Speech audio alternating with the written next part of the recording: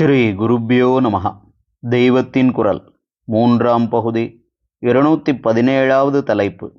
தொடக்க நிலையும் முடிவு நிலையும். மௌனம் என்றால் எந்த விதத்திலும் அபிப்பிராயம் தெரிவிக்காமல் இருக்க வேண்டும். வாயை மட்டும் மூடிக்கொண்டு ஏதாவது ஜாடை காட்டி தெரிவித்துக் கொண்டிருந்தால் பிரயோஜனமில்லை. அவசியமானதற்கு மட்டும் எழுதி வேண்டுமானால் காட்டலாம். காஷ்ட மௌனம் என்று மரக்கட்டை மாதிரி இருப்பதாக சங்கல்பித்து கொண்ட சமயங்களில் ஜாடை காட்டுவது, எழுதி காட்டுவது எதுவுமே நிச்சயமாக கூடாது. ஆரம்பத்தில் எல்லா காரியத்தையும் எண்ண ஓட்டத்தையும் விட்டு மௌனமாயிருப்பதென்றால் முடியாதுதான். அந்த நிலையில் சைகை, எழுதி காட்டுவது இவற்றோடாவது மௌனம் இருக்க ஆரம்பித்து விட வேண்டியதுதான். என்ன ஜாடை காட்டினாலும் எழுதினாலும் பேசுகிற அளவுக்கு வழவழப்பும் விருதாவும் இருக்காதல்லவா? சதா அரித்து கொண்டிருக்கிற நாக்கை எப்படியும் அன்றைக்கு கட்டி போடுகிறோம் அல்லவா? அந்த மட்டுக்கும் நல்லதுதான். இப்படி ஆரம்பித்து அப்புறம் கொஞ்சம் கொஞ்சமாக சித்த ஆட்டங்களை விட்டுவிட்டு மௌனம் என்றால் மனசுக்கு பரமசாந்தி என்று ஆக்கிக்கொண்டு அப்படியே அலையில்லாத சமுத்திரம் மாதிரி ஆகிவிட வேண்டும். குறைபாட்டுடனாவது ஏதோ ஒரு இடத்தில் ஆரம்பித்து விட வேண்டும். அபியாசத்தினால் குறைகள் குறைந்து கொண்டே போய் பூர்ண நிலை வரும். நிஜ மௌனம் சித்திக்கும். இப்போது ஆரம்பிக்கிற மௌனம் ஈஸ்வர ஆராதனைக்கு ஒரு சாதனம். பிற்பாடு பூர்த்தி ஸ்தானத்தில் அந்த மௌனமே ஈஸ்வரன் வேறேயாக இல்லை, அவனுக்கு தனியாக ஆராதனை என்று பண்ண வேண்டியதில்லை என்ற சாத்திய லட்சியமாக நிஜ ரூபத்தில் பிரகாசிக்கும். வாய் பேசவில்லை என்பது மட்டுமின்றி கண் பார்க்கவில்லை, காது கேட்கவில்லை, எல்லாவற்றுக்கும் மேலே மனசில் ஒரு எண்ணங்கூட எழும்பவில்லை என்று ஆகிவிடுவதுதான் அந்த லட்சிய ஸ்திதியான நிஜ மௌனம். நாம் அசந்து தூங்கிக் கொண்டிருக்கும் போது கூட ஒரு எறும்பு மேலே ஊறினால் அதை அப்படியே தேய்த்து விடுகிறோம்.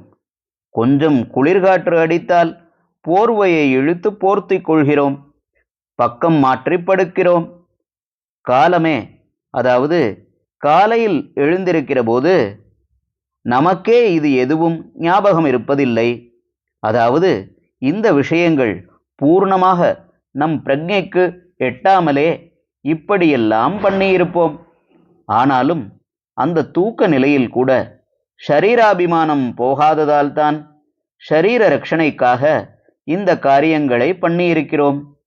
எந்த காரியமானாலும் அதை மூளையின் டைரக்ஷனின் கீழே நரம்பு மண்டலம்தான் பண்ணுகிறது. அது உள்ளே இத்தனை ஷரீராபிமானம் ஊறியதாக இருக்கிறது. நம் இச்சையின் பேரில் வாலண்டரியாக இல்லாமல் தன் பாட்டுக்கு நரம்புகள் அநேக காரியங்களை பண்ணுகின்றன. கழுத்து, இடுப்பு பக்கங்களில் ஏதாவது நிமிண்டுகிற மாதிரி பட்டால் குரு குரு என்று பண்ணி சிரிப்பாக வருகிறது. பயமாயிருந்தால் அல்ப சங்கை வருகிறது. பெரிய கஷ்டம் வந்தாலோ வயிற்றையே கலக்குகிறது. ஒருத்தன் கொட்டாவி விட்டால் மற்ற பேரும் கொட்டாவி விடுகிறோம். இதெல்லாம் நரம்புகளின் இன்வாலண்டரி காரியங்கள். நிஜ மௌனத்தில் எப்படி இருக்கும்? உடம்பின் மேல் மலைப்பாம்பே போனாலும் தெரியாது. ஒரு ரெஃப்ளெக்ஸும் இருக்காது. குளிரோ வெயிலோ எதுவானாலும் தெரியாமல் அடித்த சிலையாக நிஷ்டையில் இருப்பான். தேகாத்ம புத்தி அடியோடு போய்விட்டதால் தேக ரட்சணை பண்ணிக்கொள்ள வேண்டுமென்று உள்ளூர இருக்கும் அபிமானம் இன்வாலண்டரியாக கூட இல்லாமல் போய் அவனுடைய நரம்பு சலிக்கவே சலிக்காது. அவன்தான் எல்லா புலன்களையும் அடக்கி வெற்றி கண்ட ஜிதேந்திரியன். நிஜ மௌனத்துக்கு நம்மை பழக்கிக் கொண்டோமானால் அப்படி செய்யும்போது நம்முடைய மனுஷ்ய வேகங்கள், பாவங்கள் எல்லாம் போய்விடும். உள்ளுக்குள்ளே இருக்கிற பொறி, பரமாத்ம ஜோதிஷின் பொறி இப்போது நம்முடைய இந்திரிய ஜீவனத்திலே சாம்பலில் மூடிப்போனது போல் மங்கி இருக்கிற பொறி மௌன சாதனையில் கணகணவென்று ஜுவலிக்க ஆரம்பிக்கும். எந்த பரமாத்ம ஜோதிஷிலிருந்து இந்த பொறி வந்ததோ அதை நோக்கி போய் அதிலே கலந்து அதுவாகவே ஆகிவிடுவதற்காக அது மேலே மேலே பிரகாசித்து கொண்டு போகும். இப்படி நடக்க நடக்க இப்போது நம்மிடம் பற்றி எரிகிற இந்திரிய வேகங்கள் தணிந்து மங்கி அணைந்து கொண்டே வரும். கடைசியில் ஏக ஜோதிஷாக நிவாத தீபம் என்கிறபடி காற்றடிக்காத இடத்தில் உள்ள தீபமாக ஆத்மா மட்டுமே பிரகாசிக்கும். ஜீவாத்மா பரமாத்மா என்ற பேதமில்லாத ஏக ஜோதிஷ், அதுதான் மௌனத்தின் பூர்த்திஸ்தானம்.